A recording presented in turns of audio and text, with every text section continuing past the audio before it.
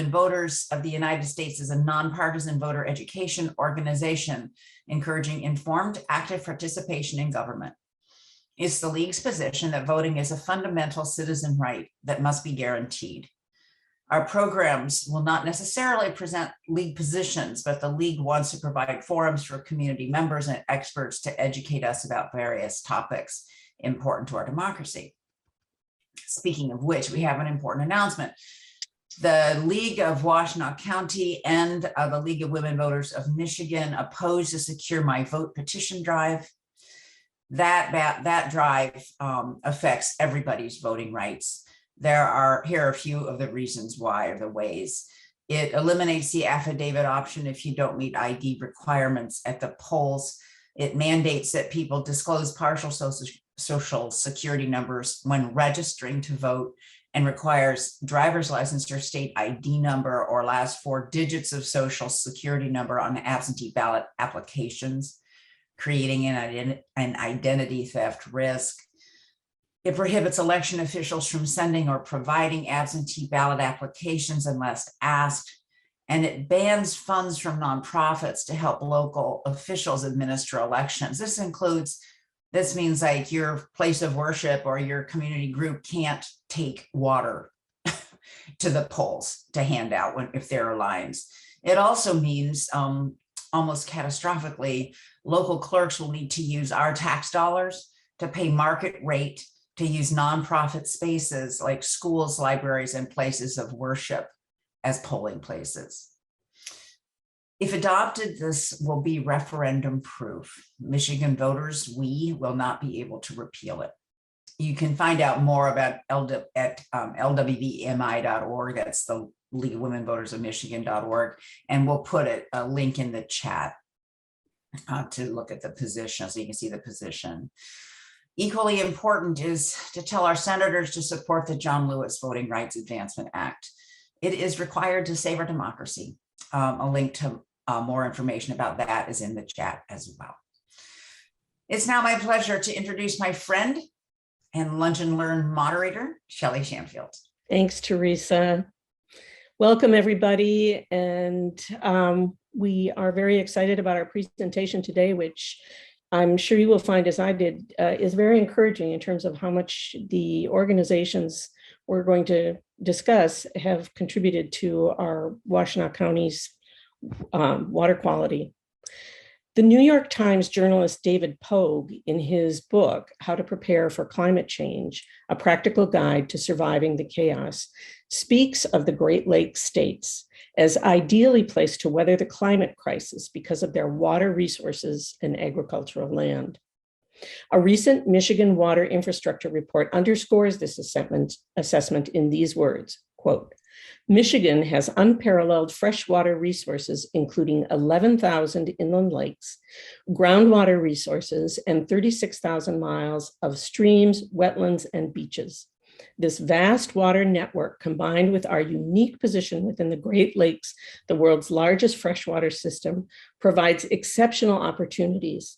However, it also means that we have a great responsibility to ensure Michiganders have the healthiest water system in the world.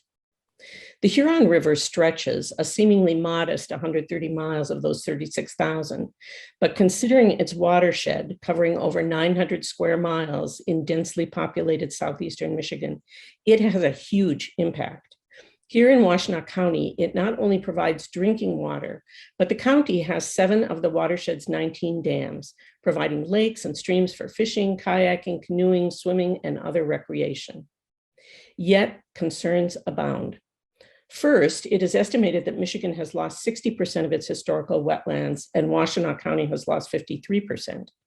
Even as the wetlands, which keep water safe through natural filtering action and the preservation of wildlife habitat, have shrunk, the last 70 years have seen precipitation increase by 14% across the Great Lakes region. Major storms occur 35% more often, a major cause of flooding. Washtenaw County alone has experienced several storms in the last 20 years that have led to sewer overflows and significant home damage. A second problem is pollution. As aging infrastructure takes its toll in Flint and Benton Harbor in the form of lead content in drinking water, in many parts of the state, PFAS contamination is a serious and growing problem. In Washtenaw, once declining PFAS contamination is rising again, raising concern about drinking water quality and requiring recommendations against fish consumption and warnings to keep pets and humans away from brown foam on the river's surface. Clearly, we can't take our water's quality for granted. Here in Washtenaw County, we are fortunate to have two organizations that over many decades have worked hard to preserve the Huron River and surrounding lands. The Huron River Watershed Council's roots go back to 1956 when drought caused water shortages in the Detroit metro area, dramatically illustrating the need for water resource use planning to match the demands of growth. In 1965, 17 governmental units submitted a petition to the Michigan Water Resources Commission to establish the HRWC. Since then, the organization has authored significant scientific reports on water quality related topics. It provides a place for citizens, businesses, and government where they can come together to work to protect the river. It has also, among its many education activities, established a volunteer river monitoring program that serves as a standard and model for watershed stewardship. The Land Legacy Conservancy, founded in 1971 as the Washtenaw Land Conservancy, changed its name in 2009 when it became among the first accredited land trusts in the United States. Its beginnings arose from the realization that government ownership of natural lands and parks was only part of the solution to the need for places where citizens could seek solitude and refuge in nature. The organization has protected over 10,000 acres of land, both public and private. Often working with organizations such as the HRWC, it has preserved open water and wetlands and currently manages 7 public and many private conservation easements. We are fortunate to have 3 passionate activists for water and land resources representing both organizations with us today. Kris Olsson joined the Huron River Watershed Council in 1992, specializing in geographic information system analysis, landscape ecology, and local land use planning and ordinance development. Kris works with local governments and land protection organizations on promoting land use policies that protect the watershed. She also trains residents to become involved in their local government planning efforts. Kris earned 2 Masters of Science degrees at the University of Michigan in resource ecology and natural resource policy. Janet Kahan has volunteered for the HRWC since the mid-90s. Currently, she coordinates a school outreach program to help students learn more about keeping our watershed healthy. Before retirement, she was the Plymouth Canton Community Schools Math Science Coordinator. And prior to that, she was the Science and Environmental Education Consultant for the Ann Arbor Public Schools. Diana Kern joined the Legacy Land Conservancy in 2019, bringing extensive executive leadership background and a passion for nonprofit management, fundraising, and governance. She has lived in Michigan for 50 years, and farms, farming, rural heritage, and natural spaces were part of her life. Diana has served on numerous nonprofit boards, committees, and task forces over the years, including the all-volunteer group that raised over $1.6 million to fund the Ann Arbor Skate Park at Veterans Memorial Park.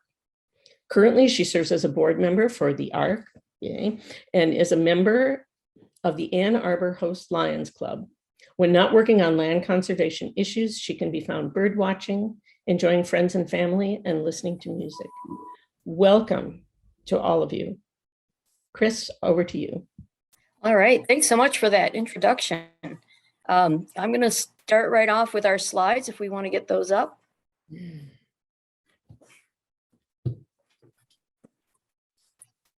Okay, well, good afternoon, right? It's afternoon. I'm in Oklahoma right now, where I guess it's still morning. But good afternoon. Thanks for inviting me to join you today. It's my pleasure to be here and to share the story of our river. I'm a watershed ecologist at the Huron River Watershed Council, And I've been there since 1992, as you said, and I've lived in Michigan my whole life, more or less, and I'm passionate about water protection. So I'll be sharing my presentation with you, and I've got some slides, and then we're going to be taking questions, I believe, at the end. Next slide. So the Huron River Watershed Council is your local home water organization. We're a research and education nonprofit founded more than 50 years ago, and we protect and restore the river for healthy and vibrant communities. We bridge political boundaries by building partnerships among communities, residents, and businesses in the watershed. So we have a staff of 14, and we also have more than 1,000 members and 500 volunteers. And Janet's going to talk about some of that activity that really power our work. Next slide. Okay, so what is a watershed? We'll just start right at the beginning. A watershed is made up of all the land, creeks, and streams that drain down into a water body. And that includes lakes, wetlands, groundwater, and really everywhere in your neighborhood drains eventually to the Huron River. So we're focused on this area of about 900 square miles, and it's in the Lake Erie Basin, so everything flows into Lake Erie. And it flows, like you said, for 125 miles. What we've got important in my work is that it flows through 7 different counties, 63 different local governments, and is home to 650,000 or so people. And a third of the river is afforded special protections from development via Michigan's Natural Rivers Program. And so we're home to a rich array of animal and plant life, including over 90 species of fish and 34 species of reptiles and amphibians. Many of those are state and federal protected species. So there's a lot of biodiversity in our little watershed. So we're the country's only catch and release smallmouth bass fishery, which we have on the river. And we have extensive public access to the river. And in the era of COVID, we've really seen this increase. We have lots of public lands in our watershed, especially for Southeast Michigan. It's really, we have 2 of the largest state parks. If you put Waterloo and Peony Recreation Area together, it's makes up the largest state park in the whole state, which is pretty amazing when you consider how we usually consider up north as being where you go to be out in nature. But we have 10 total state parks and then also 10 metro parks, and those are all within, along the river itself. Next slide. The Watershed Council has dozens of projects and programs. We're probably best known for our field monitoring programs, our public education, and our land use planning and protection programs. And we also are, the Huron River itself has been designated as a national water trail. And all of our work is based on the sound science that we glean from this volunteer-led river monitoring program. I'm going to talk a little bit about those monitoring programs. So that includes our biological monitoring program. So this is, you may have heard of our winter stonefly search or our spring and fall river roundup, where we collect river bugs called macroinvertebrates, but they're basically the insects that live in the river. They are sensitive to changes in water quality and habitat. And so they tell us a lot about the river system. So 3 times a year, our volunteers head out to about 70 different sites on all the different creeks and in the river throughout the watershed, and they work in teams to collect and count these river bugs. And we can tell how well the water quality in any given area is doing by what we find there. And we're heading into the 29th year of this program, and the data we've collected allows us to look at long-term trends in river health over time. And it also gives us opportunities to identify immediate problems and work with local and state officials to address those problems. The other big monitoring program we have has to do with water quality. So this is chemistry and flow of the river itself and the creeks. So we have volunteers head out to sites on creeks and in the river, and they take flow measurements and collect water samples over the course of spring, summer, and the fall. And we look at water quality indicators like phosphorus, E. coli, sediment, and other things. And that helps us understand impacts of the river from polluted stormwater runoff. And so we're looking at both what is in the water, but also in the volume of water. So how much water is flowing down the creek. Another volunteer opportunity, which is something that I work on, is our Natural Areas Assessment Program. And so we've mapped all the remaining natural areas in the watershed. And our long-term goal here is to do a physical site assessment of many of them. It says here in my notes, all of them. I don't think we will be able to walk around on all of the natural areas in the watershed. It's about 246,000 acres. But anyways, our volunteers, it's a volunteer driven program, and we visit these areas and we look for, again, water quality indicators. So is there a wetland? What kind of wetland is it? Is there certain kinds of plants that, again, like with the insects, certain kind of plants can indicate the quality, the ecological quality of the site. We look at the size of the trees. What are the kinds of invasive species we find on the site? If there's any wildlife there, we certainly take note of that. And so this assessment helps our partners, our land conservancies and our local governments decide where to prioritize land protection projects. So we only have so much money and so much political will to outright protect these important natural areas. So we want to be able to spend our money wisely. Next slide. So in a state like Michigan, where water seems plentiful, it's easy to take for granted all of the services that rivers provide. So the Huron River system is arguably the most prominent natural feature in the area, given that we have these great recreational benefits. It impacts property values, and I have a slide later that'll go into that. City of Ann Arbor gets its drinking water from the Huron River, so it's providing drinking water to the city of Ann Arbor, and also the groundwater in the watershed is providing drinking water really to all the rest of the residents of the watershed. And then the river also feeds, as I said, Lake Erie, and then that supplies drinking water to more than 11 million people. Next slide.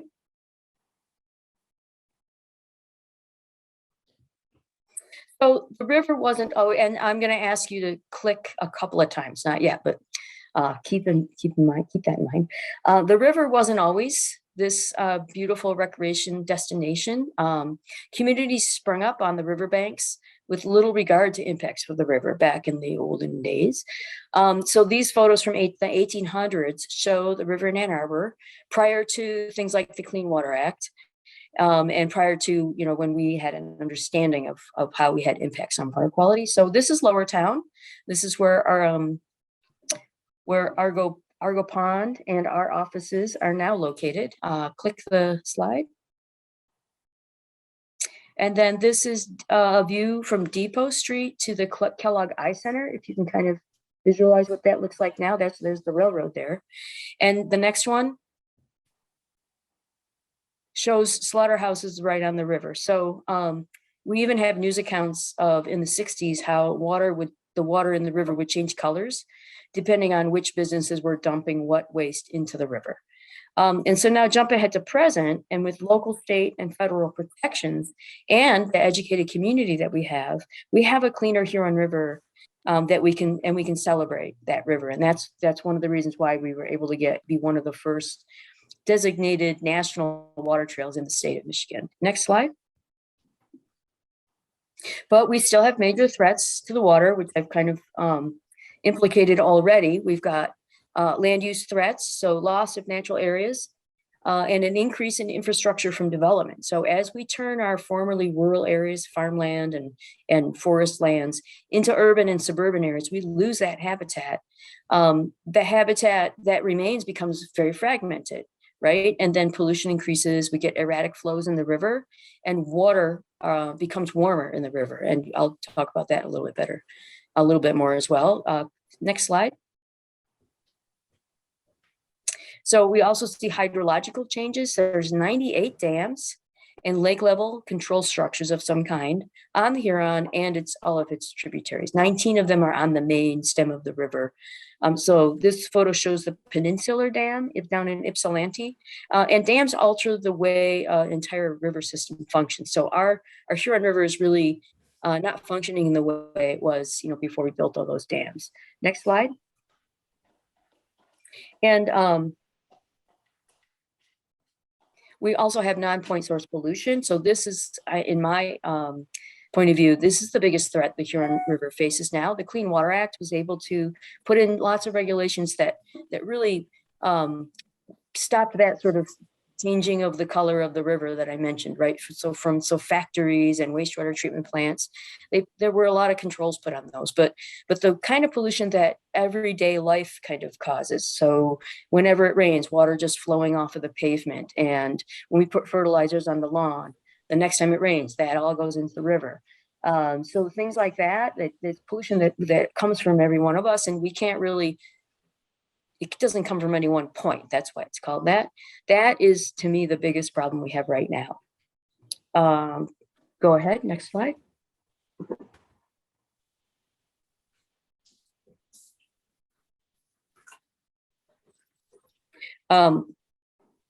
Looks like you're having internet problems, but we also have, you mentioned PFAS, we also have legacy, we call that legacy pollution. So from all of the different sort of products we've used, Better Life Through Chemistry, we're beginning to see a lot of them are having impacts on water quality and on human health. So we have PFAS back in the 70s, you may remember PCBs were a problem, and dioxin, and those things are, a lot of those are still in the water, or they're kind of stuck in the sediment. They filter down into the sediment. So we still have some of those legacy pollution problems, and then what we call emerging contaminants, where we're discovering, we thought a chemical was either safe, or maybe we didn't look too closely at it before we started using it. It's in everything. So PFAS is in everything. We have another problem called microplastics, which the Huron River, the USGS did a research project and found that the Huron River is one of the most, I don't know if I'd say contaminated, because we still don't know what the impacts of it is, but microplastics are at very high levels in the Huron River, and it comes from things like this fleece sweater that I'm wearing. And so it's unknown what the impacts of those are yet, but those are the emerging contaminants. I'm gonna try the next slide. The other big threat, of course, and you mentioned that at the beginning, is climate change. We see impacts from climate change really exacerbating the impacts of the threats I just listed. So the extreme heat, we see just basically the temperature in the atmosphere is rising. That causes more extreme storms, because you've just got more energy in the atmosphere. So we've seen more extreme storms. Temperature is rising over the last 30 years, and we're going to see that continue to rise. And so one of the biggest threats, I think, to our watershed is going to be the extreme sort of temperatures causing that flooding, and that causes more erosion. And also there is going to be a change in even the ecology of what can live in the river. So some of the fish species that are in a river now are going to be moving further north. Next slide. So just to take a closer look at what happens in to the creek when you develop it. So this slide shows what it's like in a creek. Let's say you're standing in a creek for some reason and it rains. So what's happening to all that rain is that it filters down into the ground very slowly, because trees intercept the rain, prairie plants intercept it, native grasses and native plants tend to have longer root systems. So the rain goes into the soils and it is absorbed there, and it takes a long time. That's what that little graph there means. It takes a long time for that rain to reach the creek. Next slide. When you're partially developed, that graph gets a little steeper. So you've got rooftops now and some roads and lawns that don't necessarily absorb the rain, and that rain just kind of runs more directly into the stream. So more of the rain ends up in the stream. Next slide. And in a lot of the situations in our urban creeks that we have, what you see is that when it rains, the creek overflows. And so instead of going down into the groundwater and being absorbed, and even a lot of the pollution could be absorbed before it gets into the creek, it goes right into the creek, but then it leaves. And so you don't have the groundwater able to continue to discharge into the creek. So when it's not raining, it's very dry, and when it is raining, it's very wet. Next slide.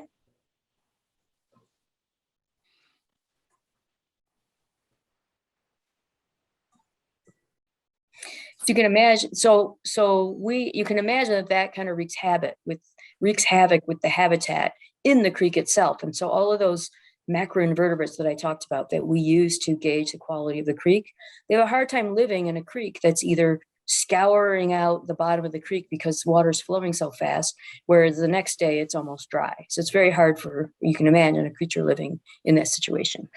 Excuse me. So one of the Watershed Council's key message as a result of this is that in order to maintain our watershed's health, we want to encourage higher density where infrastructure already exists for people and preserve natural areas and farmland so that those natural areas can continue to provide the ecological services that I mentioned. So they can continue to absorb that rainwater and continue to provide groundwater storage and continue to provide habitat. Next slide. And I'm going to talk a little bit more about the benefits of these natural areas. I already talked about how it basically provides flood control, right? And it also provides clean groundwater for us to drink. So that's that first one, and water supply. But it provides erosion control, and I won't list all of them, but it cycles nutrients so that our farmland and our soils can stay fertile.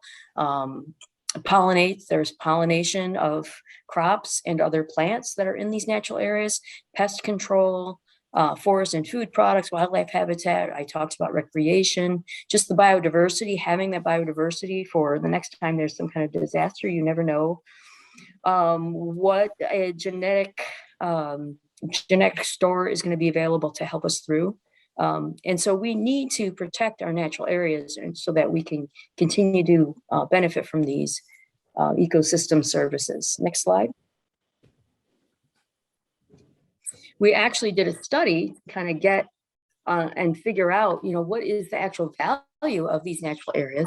And this particular study only looked at the areas right along the river. So it didn't take all the natural areas of the watershed into account.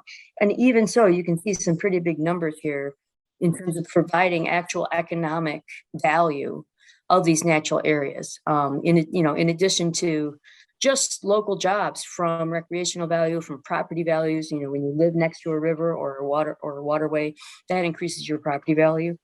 But there's economic value derived from that biological diversity, from that flood protection. And so this was just one study. What I'd like to do is do a study that includes the natural areas throughout the watershed. So to give you a little taste of, this isn't just waving your arms and talking about how wonderful trees are. So we're actually getting benefit from these natural areas. Next slide. So what we want to see in terms of maintaining the Huron River's water quality is the number one thing we need to do. It's kind of like a pyramid situation, is protect those natural areas, and I would argue farmland as well, so that you don't have to go back and reinvent the wheel or fix problems, right? So if those natural areas continue to do what they're doing for free to keep our water quality high, that seems to me to be the simplest thing.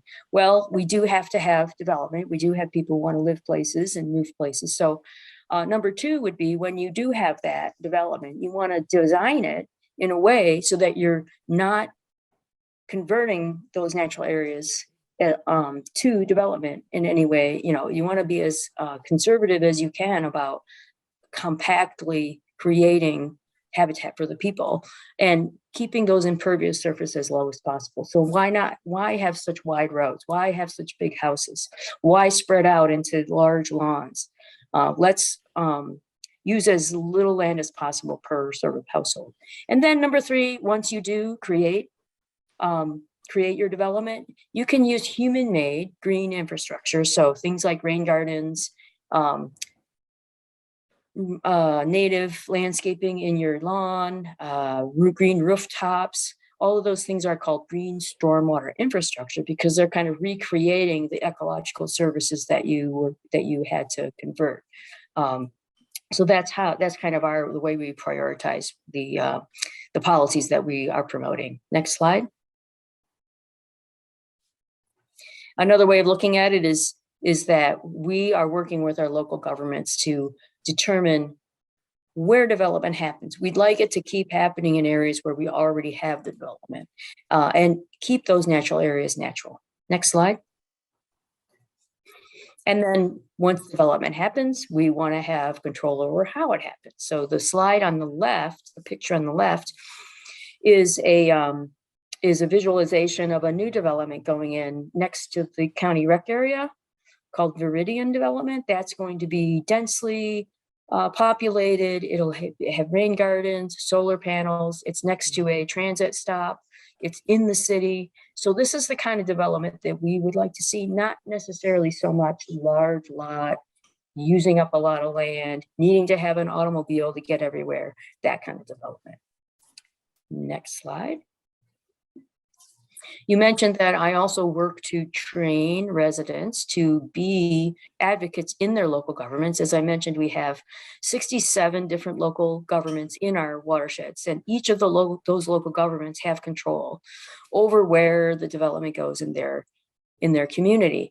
Each of those local governments has a local elected board, city council, a board of trustees, what have you. And so those are the people who make those decisions. So we have what we call our Changemakers Boot Camp, where we talk to people about what I just talked to you about, the connection between land use and water quality, how local governments fit in, and how they could be either just valued advisors to their local government, be residents who comment to their local governments, be on their planning commission, be elected officials. Next slide. And keep going. That just talks more about our Changemakers program. We have a helpful workbook that goes with that Changemakers program that talks about what's in a zoning ordinance, what's in master plan. You keep going through that a little bit. And so if you go on our webpage, HRWC Changemakers, you will find a nice handy guide to what I'm talking about. Okay, so we have had many successes in protecting the water. So the Huron, like I mentioned before, is the only river in Southeast Michigan designated as a natural river. And so that runs from Kent Lake up in Oakland County down to Barton Pond. And it goes up a few tributaries such as Arms Creek in Webster Township and Mill Creek in Dexter, and also parts of Davis Creek, which is in Green Oak Township. And so this provides protection from non-point source pollution by creating natural area buffers along the river corridor, so you can't develop within 120 feet of the river within that area. This is something we would actually like to see throughout the whole river and in all of the tributaries. And so we're working with our local governments to see if we can get that kind of protection. Next slide. And then we also have a wealth of recreational and sport fishing opportunities.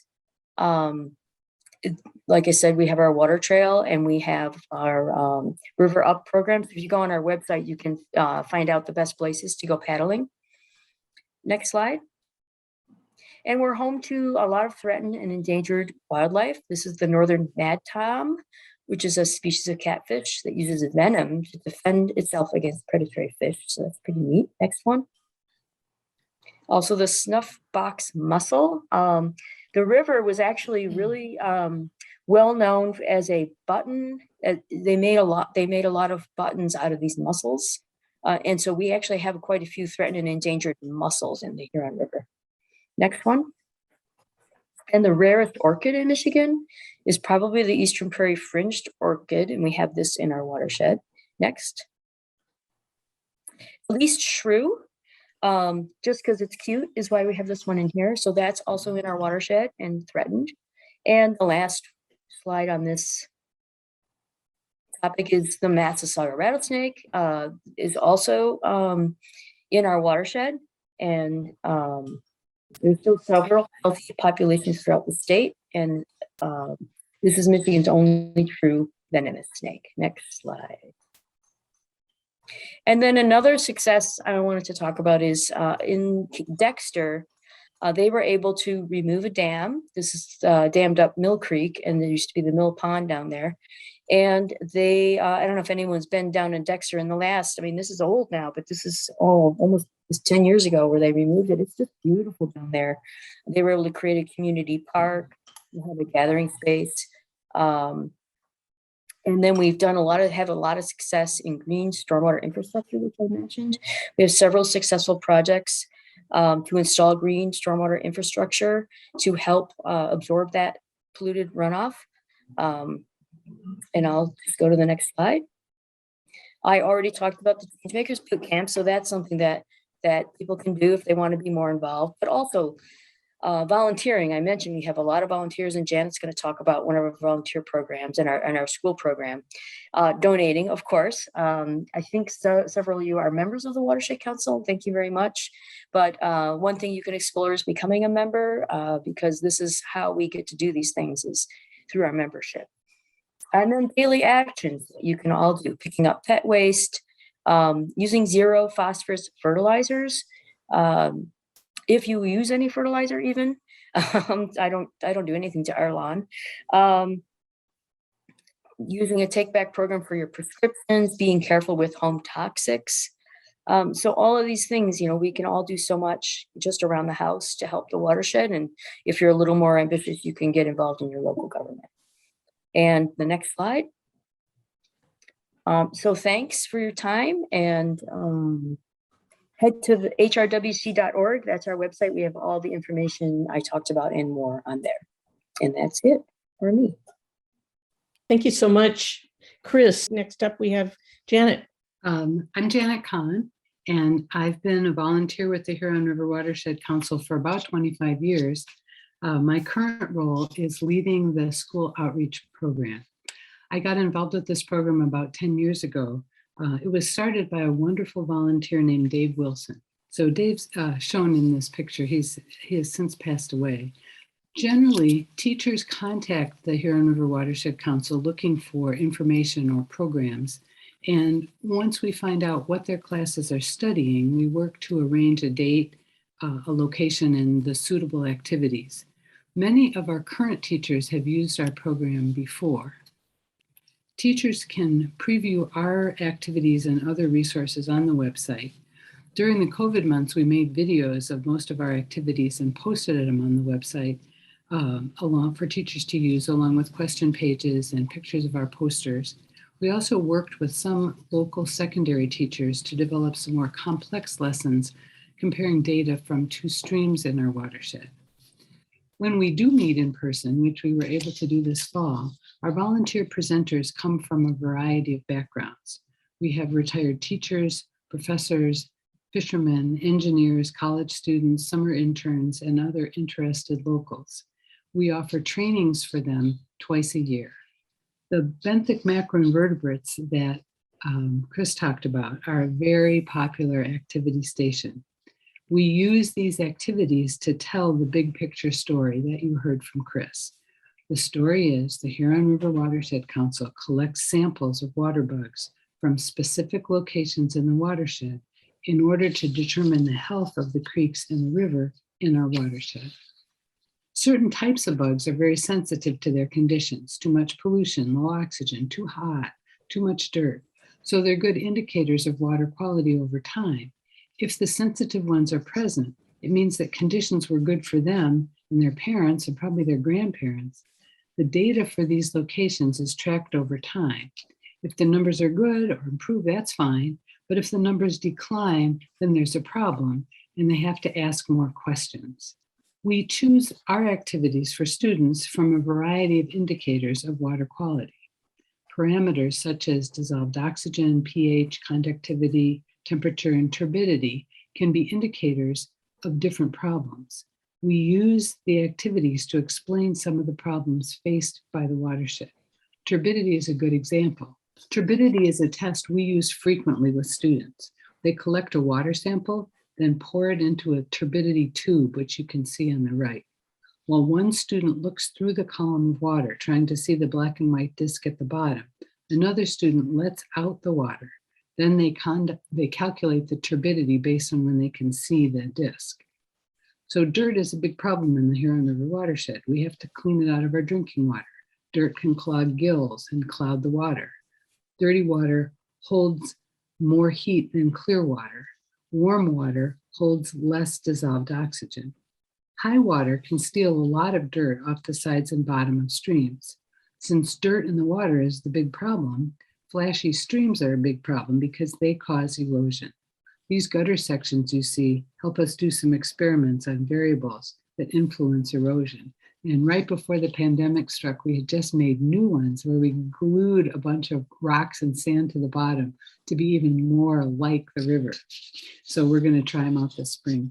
We put older students in waders to measure the volume of the stream. The waders are very popular and they get us to the topic of flashiness. So Kris was talking about how flashy is like flash floods. Flashy streams fill up fast during rain events. It's always rained around here, but since Columbus arrived in America, we've been paving our streets and roofing our homes and stores like crazy. We don't want the water to linger in our basements or streets, so we design our infrastructure to rush this water into storm drains and then into the nearest creek. The unintended consequences of this rush means trouble for us, the water, and the creatures that depend on the healthy watershed. We get too much dirt in our water, and the stream beds are changed by these periodic pulses of stormwater. The great news for us as educators is that this is one environmental problem that we don't have to wait for the kids to grow up to solve. The adults already know what to do. We have to slow down our runoff. Catchment ponds, replacing grass with deeper rooted bushes, trees, and other native plants and rain gardens are all potential helpers in this work. Our understanding of environmental education has us thinking we won't get far just telling kids a lot of bad news. We want them to enjoy themselves outdoors, doing interesting things. So we rotate through a few stations so they can get a variety of activities and presenters. When we can, we meet them near a good-looking creek or river. We don't fool ourselves into thinking they'll learn everything we know or even everything we tell them. We hope they'll hear versions of our message over time and that we will have created a little Velcro to stick the next message onto. That being said, we do try to get some feedback on our work. We ask teachers to evaluate their experience with us each time. We ask them to give their students pre and post tests and to share their results with us. In our post surveys, we consistently see students using more specific language to answer questions, such as how do you know if a river is healthy? And what do people do that make rivers unhealthy? These survey responses following our educational events demonstrate a greater understanding of the specific strategies communities can employ to protect their river systems. Thank you for listening. Thank you so much, Janet. Okay, now it's time for our last speaker, Diana Kern. Hi, everybody. We have a little tech issues happening over at our office today, so I apologize. We lost some power and we have a contractor here who's trying to get us back fully operating. So I'm going to be brief but explain a little bit about how Legacy Land Conservancy helps to assist in water quality. Really great to talk with you all today. I wish we could be in person. But we are Legacy Land Conservancy. Who we are is a local nonprofit that's been around about 50 years. And what we do is we work to protect property in Washtenaw, Jackson, and Lenawee counties. And we do that in several ways, which I'll go into a little bit today. We are a nonprofit of 9 staff, and we have 2 caretakers that actually live and work at one of our rustic nature preserves. And we like to say that, Legacy doesn't save land, people do. And that's really true. And as Kris and others have talked about, it's an effort that we do jointly as individuals and organizations to protect land and then water. And when we protect land, we're doing it forever. So we make a forever promise. And I'll talk about that as we move forward in the slides. Legacy is one of the nationally recognized and accredited land trusts, which does mean that we go through an accreditation every 3 to 5 years that ensures that as a land trust, we're following best practices. So that is very important that it's known for us. You'll see our accreditation logo up there at the top. So why does Legacy protect land and what's our role in that? So this represents on this graphic, this is just Washtenaw County, and Legacy does serve the greater Washtenaw, Jackson, and Lenawee counties. But you can see all the yellow was what land was developed in 1978. And by 2000, you'll see all the dark brown or brown color, you'll see how much more sprawl that we've experienced just in Washtenaw County. And then there's a map that's being updated right now that will show you 2000 till today. And it would be really a little overwhelming to see how much land has been developed. But, you know, urban sprawl is something that is definitely a concern. Kris talked about that. The pandemic has added to that, as more people have been afraid to be in close areas or surrounded tightly by others. There's more of an effort to go find, you know, 5 or 10 acres on your own and to build there. And Kris covered why that is actually damaging to the water, to the water in general. But the benefits of land conservation are pretty simple.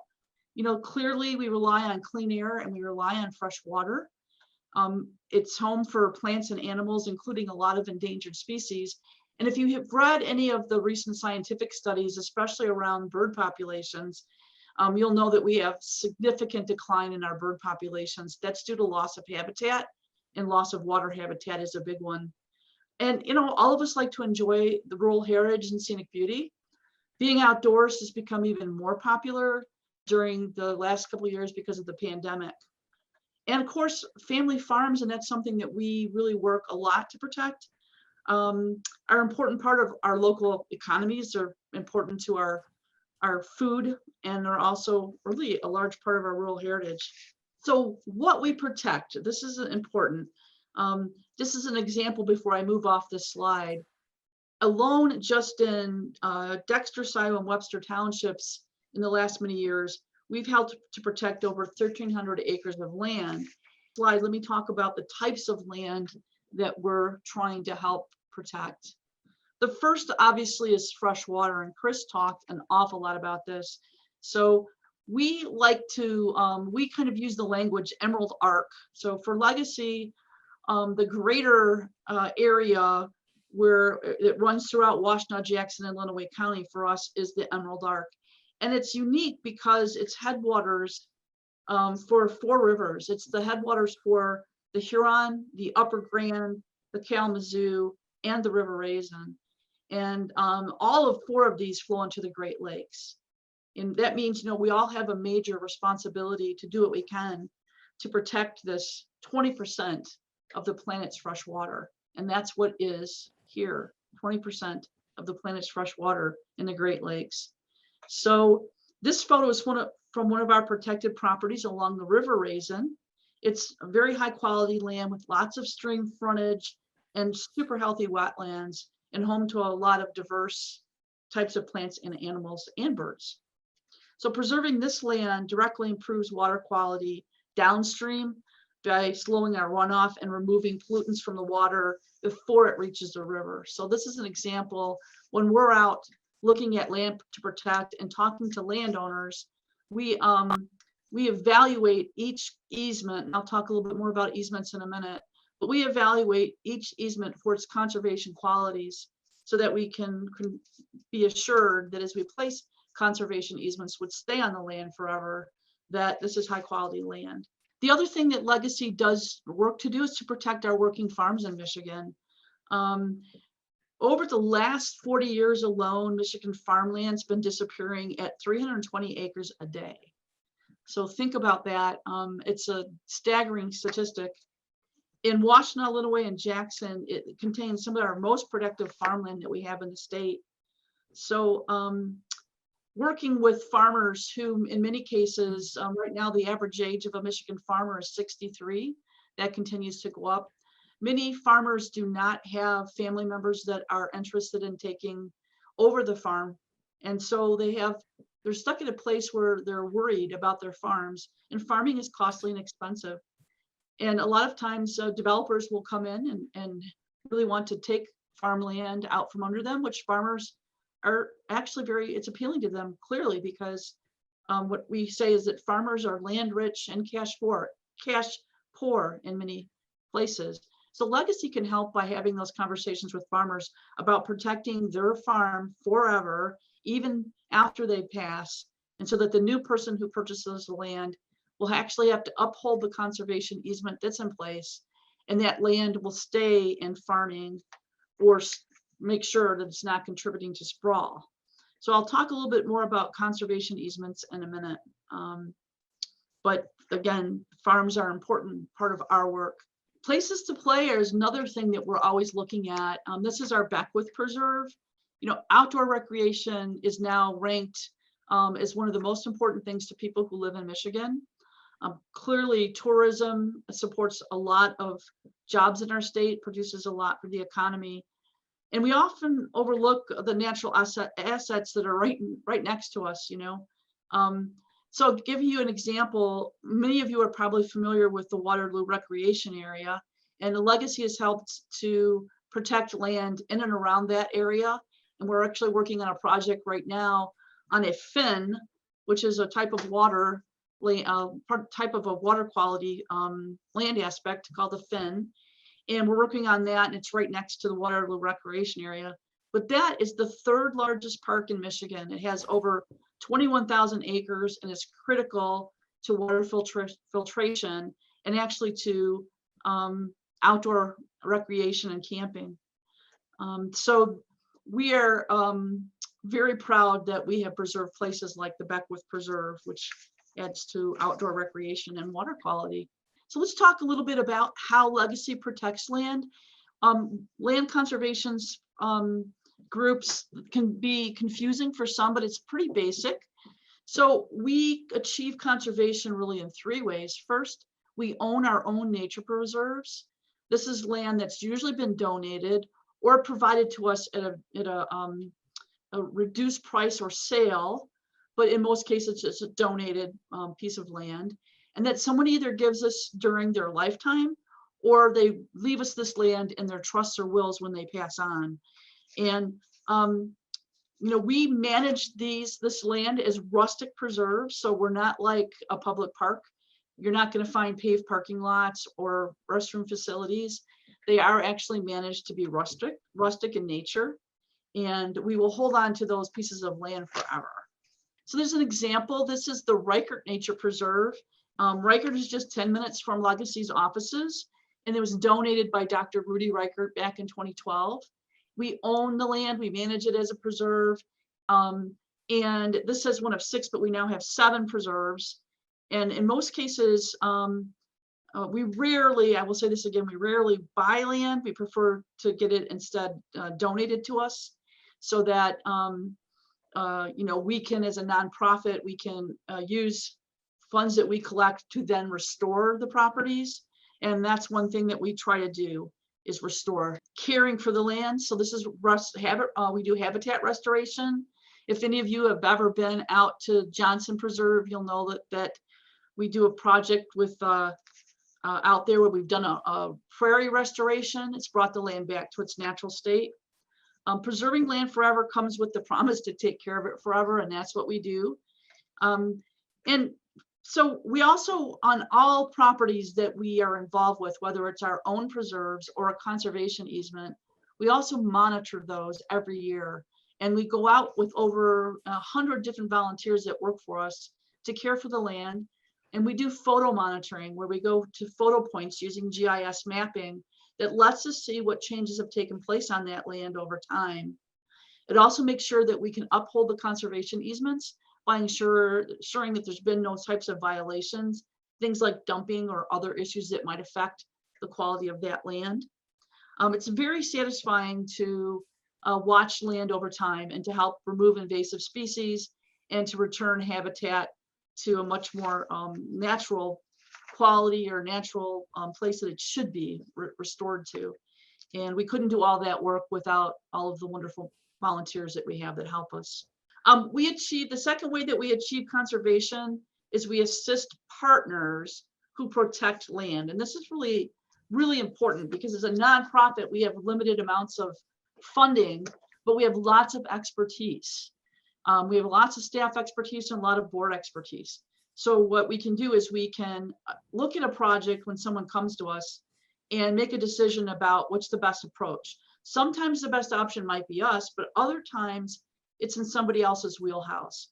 An example of that might be the City of Ann Arbor's Greenbelt program, the Washtenaw County Natural Preservation Program, or one of the townships in the area that have a millage-based land protection program.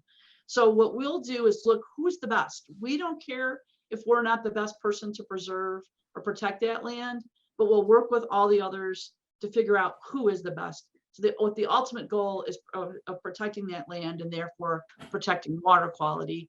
And this is an example, Osborne Mills Preserve. If any of you have been there, it's one of my favorite places to go in the spring because there tends to be a great horned owl that nests there along the river and has young every year, fledges at least 2 young every year there. It was one of our first projects in 1980. And that was a partnership example where we partnered with the Washtenaw Audubon Society and also the Nature Conservancy's Midwest chapter to raise the funds that were needed to purchase this.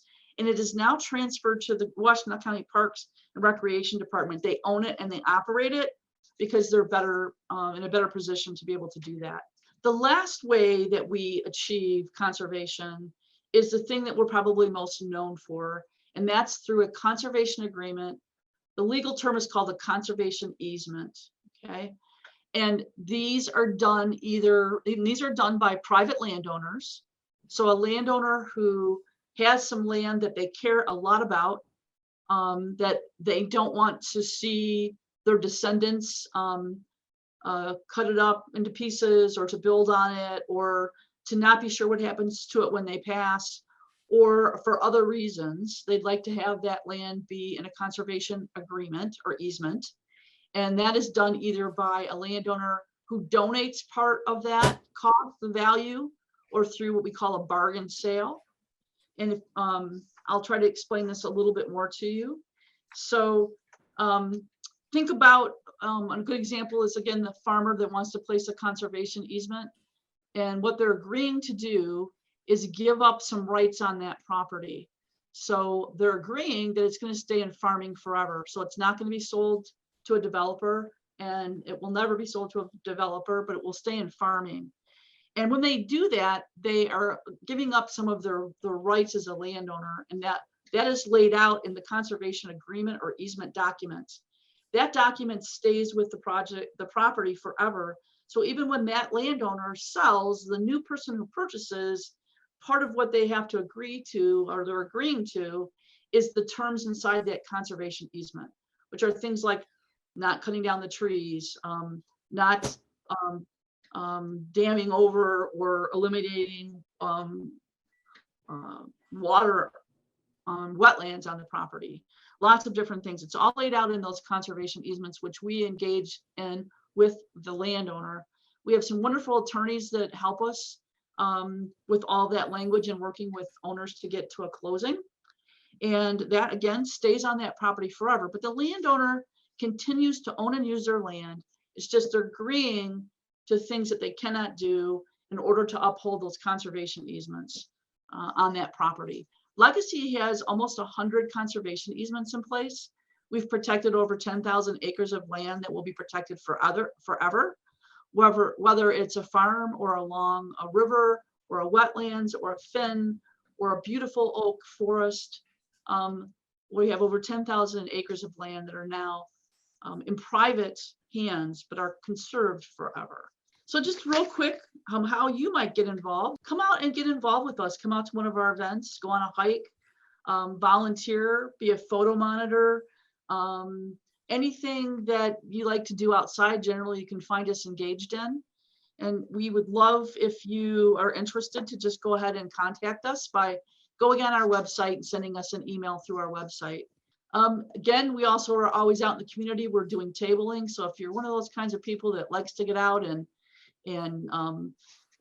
go out and go to things like the plant sales or other events in the community, and you'd like to go there and represent Legacy with a table of information that helps people learn what conservation easements are, how they might protect their land, the benefits that they might get from protecting their land. There are some financial benefits that are involved in conservation easements. And those are something that we love to talk about with people all the time. This is just other ways to get involved. And there's just me. So there's my email and my phone number here. If you know of people who are interested in exploring conservation easements and talking about them, please give us a call. Again, all conservation easements do help because they create connectivity corridors and they filter water. And we all care about having our water be protected and being filtered. So thank you all for letting me be here with you today. I hope you got something interesting and fun out of it. Yeah, thank you so much, all three of you, for sharing your activities and your expertise with us. I have a few questions that came in. The first one is kind of a long one, and it starts with this. It says, most people's main concern about water is whether they can expect clean, safe water when they turn on their tap and a water bill they can afford. Today, water service to Michigan residents is making the news due to failing treatment plants and so forth. And then there are issues of aquifer contamination, bottled water being shipped out of state, and so forth and so on. So the question is, has the HRWC been involved in any planning or discussion on public water systems and treatments? And perhaps, I think this is a really pretty complicated question, or a big question, but are there any statewide efforts to look at the overall water issue? Yes.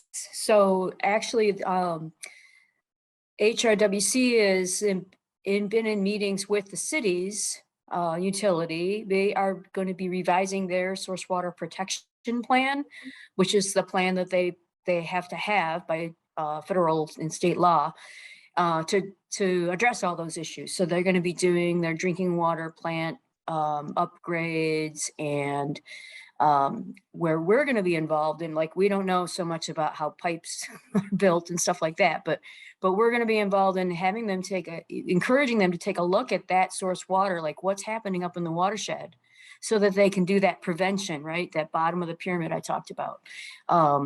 Instead of having to fix everything after you've ruined it, let's prevent the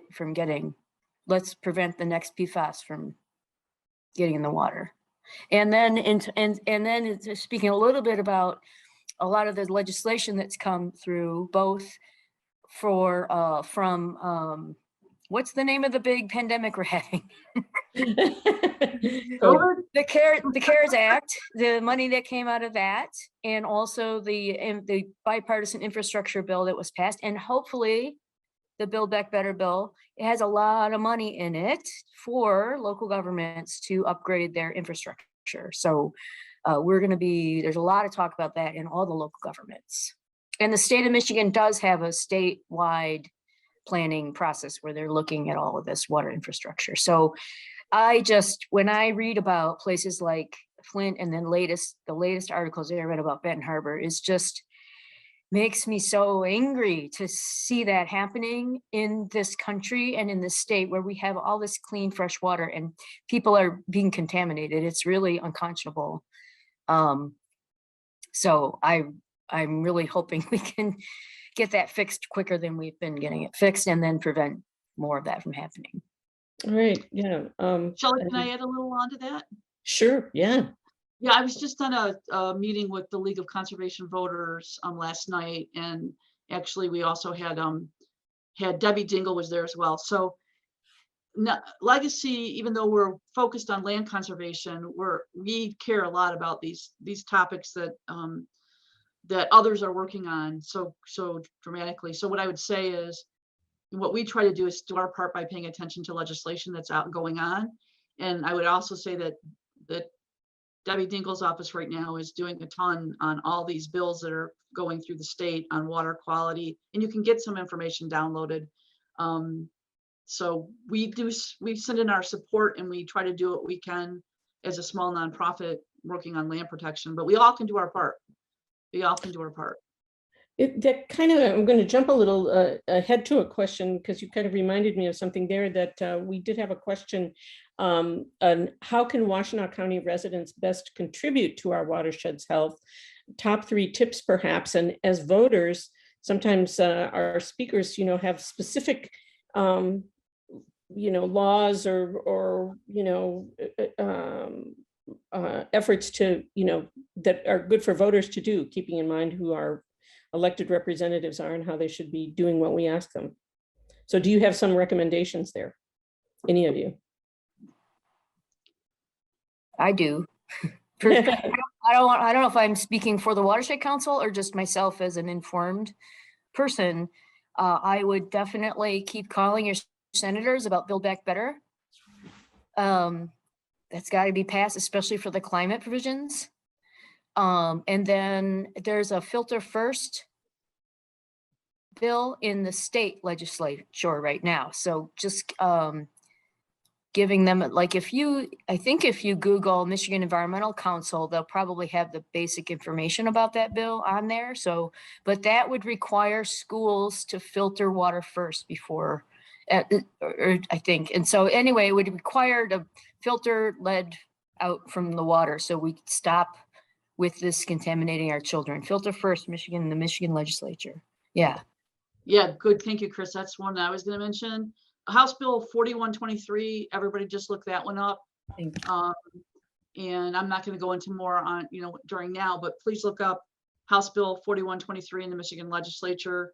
That'll lead you to some other things that you as a voter and as someone who's concerned can participate in. Okay, super. Another question we had was, and I think, I saw a little bit about this as I was doing my own research, but where would you say we're going with the situation with plastics and PFAS in our waters? Plastics is a kind of up in the air. There isn't a lot of legislation. It's a little early in knowing what the impacts are to human health. We know it's everywhere. Like, this is microplastics I'm talking about. So any kind of products we use almost has some sort of plastic in it, and it degrades into a smaller piece of plastic, which then degrades into a small, but it never actually degrades all the way. And so we're finding large, high levels of plastics in the stomachs of all of our wildlife and our people and in the blood, in our blood. So we don't know what it's doing.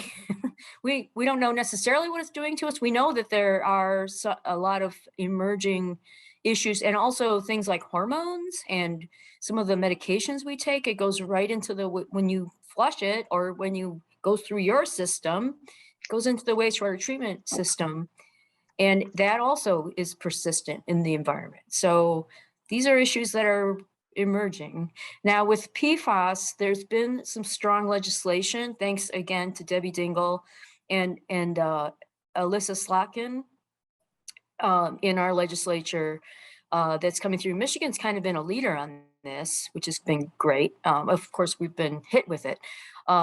And so there is action on that. And I'm not the PFAS person in our office, but the Watershed Council has been very active with advocating for strong, like before this came up, 2 or 3 years ago, there wasn't even there were like advisory levels of PFAS. And then when I say PFAS, there's dozens and dozens of different kinds of PFAS, and they all had sort of different levels of what the EPA was suggesting that water treatment plants kept an eye on, and what dischargers kept an eye on. It was all very opaque. And now we actually have some limits put in. So that's been good. But it's like you mentioned, it's re-emerging, right? So we got the PFAS levels down for a while, and now we're still seeing it. We're not sure where it's coming from. Yeah, I think I'll try and I'll post a link to an article, a very good article actually in the Michigan Daily about Ann Arbor's water pollution in its drinking water, including PFAS. But anyway. There was even a consideration, in my opinion, thank goodness they didn't go for it, of changing the city's drinking water supply from the Huron. Where would they have gone? To the Great Lakes system, which is the Detroit River, the upper part of the Detroit River. Just like Flint, right? So Flint was on the Great Lakes water system. The Detroit system is called the Great Lakes Water Utility or something like that. And they have 2 intakes, one by Lake St. Clair and another one further downstream. And Flint changed their water source to the Flint River, and we all know what happened then. And now they've changed back, but the Huron is getting its water from the Huron, and it's been fine. It's been great. We have really good water. But because of these PFAS concerns, there was some talk about would we change and go tie into that system.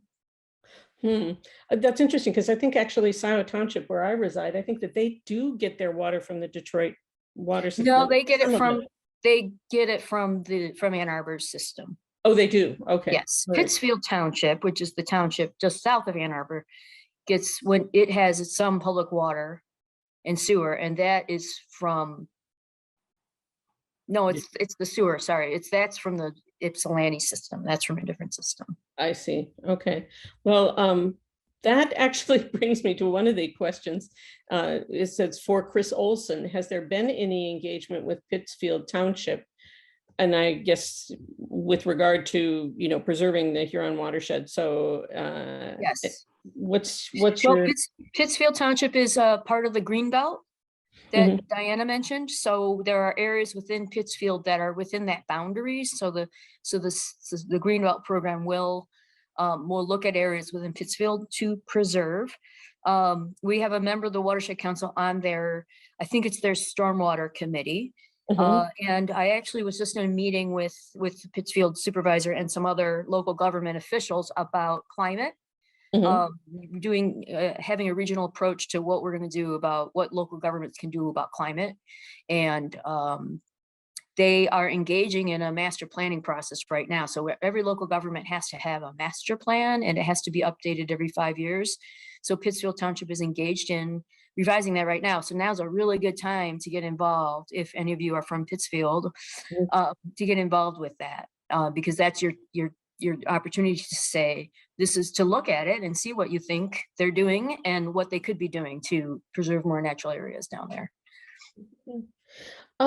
You had mentioned also that something that interested me was you mentioned that in Dexter they removed the dam, and they've turned it into a nice area. And I wondered what some of the pros and cons are, considering you have 7 dams on the main stream of the Huron Washtenaw County. So what are are there any risk for example, of any of our dams having a massive failure such as... Well, there's a couple of great points you bring up. One is, what are the pros and cons of dam removal?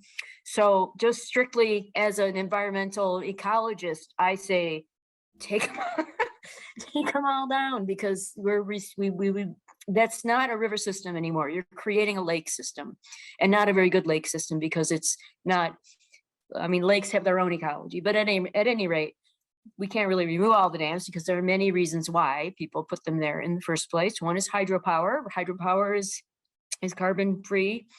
None of our dams really, some of our dams provide power, but it's not really, we don't really have the drop like out west where they're providing massive amounts of power. So that's not a huge issue. Recreation is probably the biggest issue as to why we have these dams. So in the Mill Creek situation out in Dexter, it wasn't really providing any recreation anymore. The pond was just filling up with sediment, which is what an impoundment will do. And so it loses its recreational benefits. One issue you need to really think about if you're thinking about removing a dam is the sediments that have built up. They could be contaminated. They could have some of that legacy pollution that I talked about. So lots of studies need to be done. So they spent a lot of time and money investigating the property ownership of the pond behind the dam, what was in the soils, what would happen if they removed the dam, what happens downstream, where does that sediment go? It goes down into the river.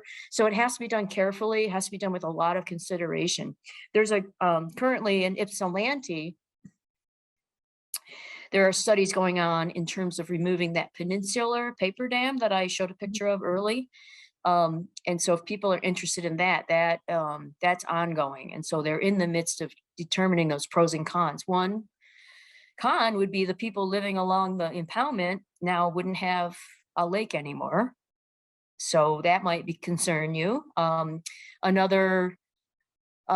so the other issue is the contamination. There could be contaminants in that underwater there. So that has to be, have to consider that. What does the community want? Does the community want that pond? Would they rather have river recreation, or would they rather have pond or lake related recreation? There was talk about removing the Argo Dam. So that's where our offices are, that Argo Pond. But people use that area for the rowing team and things like that. So there was opposition to that, and that didn't happen. Now you have the Cascades through there. So we'll have to wait and see on that one. So it depends. Each dam is different. Yeah, so what do you think about that cascade? Is that a reasonable compromise, or? Depends on who you ask on staff. I love it personally. I think it's really fun and it's nice. It gets people to the river, and it might not be the native river, but it gets people to the river, which is important. So it provides a great way for people to look on the river as a resource, Right. and people to enjoy in city recreation, which is great for that sort of key message piece I had talked about in terms of, getting people to stay and live in higher density areas and appreciate that. So, but on the other hand, it's a totally artificial system, and I assume it would rely on that Argo Pond staying there. Right. And that Argo Pond is not really providing many ecological, it's going to eventually fill up with sediment, and something will have to be done. Anyway, so. Yeah. Okay. I had a question too about, there's been a lot of talk about, like, for parking lots and stuff, water permeable surfaces. Yeah. Yep. What are they? And That's the thing. It's a thing. Permeable pavement. It's the university has used quite a few of those. The parking lot on where my husband parks on Packard and Hill or Thompson, there's that little triangular parking lot there. That's all permeable pavement. And there's several parking lots and roads where they use permeable pavement. So it's an effective way. Yes. Oh, that's good news. Yep. Yeah. It is. It's expensive. I assume it's more expensive than just slapping asphalt on there. But 4th Ave in downtown Ann Arbor. So in 2014, there was a huge flood due to partially climate change. And they reconstructed it with either permeable pavement, or they have more areas where the water can go down into the ground there. Interesting. Okay. All right. Okay. So I was stunned. I think this was Diana's statistic, maybe, that 320 acres of farmland disappear every day. Is that in Michigan? Is that in Michigan, or is that nationwide? Wow. You're muted, Diana. I think you said Michigan. I have a delay, and right now everything's real slow here, so I keep hitting. Am I unmuted?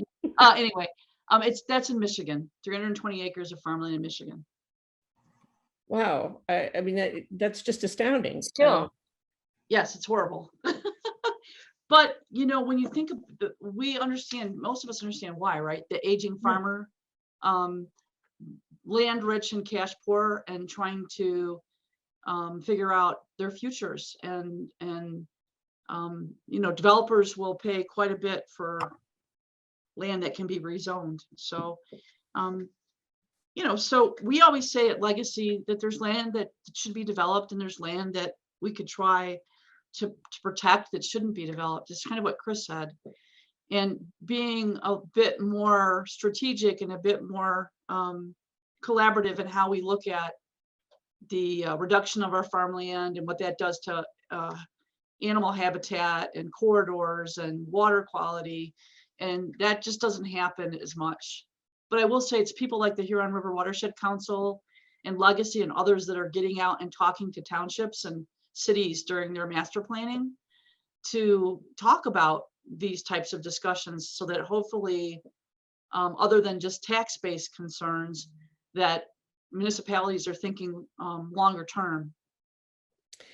We a month or two ago, we had no, I'm blocking his name, but we had a gentleman from Michigan State Extension speaking to us about the use of farmland and farm and Yes. solar. It's not a zero-sum game, I think was the title of his talk. And I found it really fascinating that he was saying there can be, quite a productive symbiosis, I guess you'd call it, between those two. And so that a farmer might be able to hold on to his land and be doing some kind of farming underneath it. Does that fall under your purview as well, you guys? We're certainly well aware of it, and we've been involved in conversations about it. We don't have any conservation easements under our care right now that have solar panels, but it's not to say that in the right conditions, in the right locations, that it's not great. And there are lots of farmers in Michigan that are doing things like pollinator planting, clover and things of that nature. Yeah.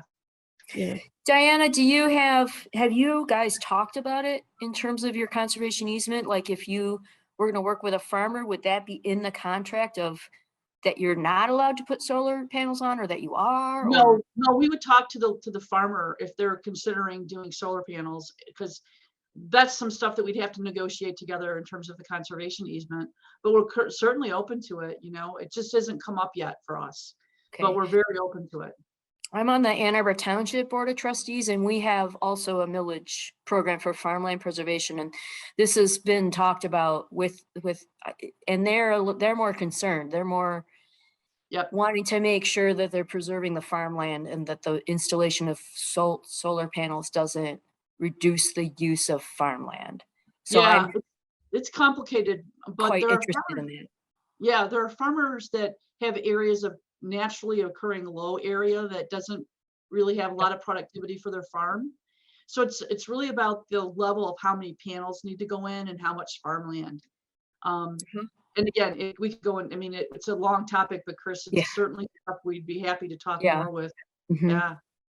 And then I know there's also a lot of talk going into the promoting farmland as a way of promoting carbon sequestration. And so that's another way farmers could get some payment for good carbon farmland. It tends to be, from what I can tell, that watershed friendly agricultural practices also tend to be regenerative and the type that would sequester carbon. And so we have a program where we work with farmers to do what we call pay for performance. So the farmers will put in practices that don't result in phosphorus pollution and erosion and things. They get paid for that by the Great Lakes Restoration Initiative. You could also put in values for the carbon sequestration. So you have all these communities now, like University of Michigan, City of Ann Arbor, who have this carbon neutral net zero pledge or law. So how are they going to get there? They can't necessarily solar panel the whole campus. They can't solar panel their way out of it. So they're going to have to buy some offsets, or they're going to have to somehow net zero out their carbon greenhouse gas emissions by possibly maybe purchasing that a carbon absorption, so that maybe they're emitting some carbon still, even though they're trying hard to reduce it. Whatever is left over, they can sort of purchase farmland, purchase the conservation easement maybe, that then gets them the amount of carbon that they would then sequester. Yeah, and I think our speaker in October, the gentleman who did the ag and solar would talk, he mentioned that, a lot of the plants that grow, like if they're growing stuff for pollinators and stuff like that, those plants have very deep roots, which, only help with the carbon sequestration and so forth. If people are interested, I'll probably post it on Facebook, but they can go to our website and go out to our YouTube channel, and the video of that talk is out there. It was very interesting. Anyway, I see we're kind of at the end of our time, and I want to thank you guys so much. It was such a pleasure to learn about everything you're doing. And I saw somebody put in the comments that this was a good places to make my year-end donations, and I second that heartily as a private citizen. So I would like to thank you so much for joining us, and I would like to also shout out to, well, I would like to thank you for joining us, and we're going to post some more links for as we have them for a deeper dive into this topic at our website, lwvwashtenaw.org. And a recording of this meeting will be posted on our YouTube channel, and you'll see that announced on our website and on our Facebook page at facebook.com/LWVWashtenaw. We hope you will join us in January 2022 as we hold the first presentations in our Women and Power in an Election Year series on Wednesday, January 12th for our next Brews and Views presentation, The Future of Abortion Rights, with U of M Law School Professor Leah Littman. And that will be hosted by Teresa Reed. And on Friday, January 28th, our next Lunch and Learn presentation will cover sexual assault and domestic violence with domestic abuse survivor and activist Nicole Beverly. And finally, we would like to thank, from the bottom of our hearts, the 3 members of the League's environmental advocacy group, Sandra Serini Elser, Vicki Paulison, and Kathy Weinman, for their essential help in putting our series on climate justice together. We would like to thank current members of the League of Women Voters for your support. If you're not yet a member, consider joining the League to support the essential work of protecting the right of every citizen to vote. Check out our website, lwvwashtenaw.org, for how to join. Stay safe, stay well, and stay informed and active in your government.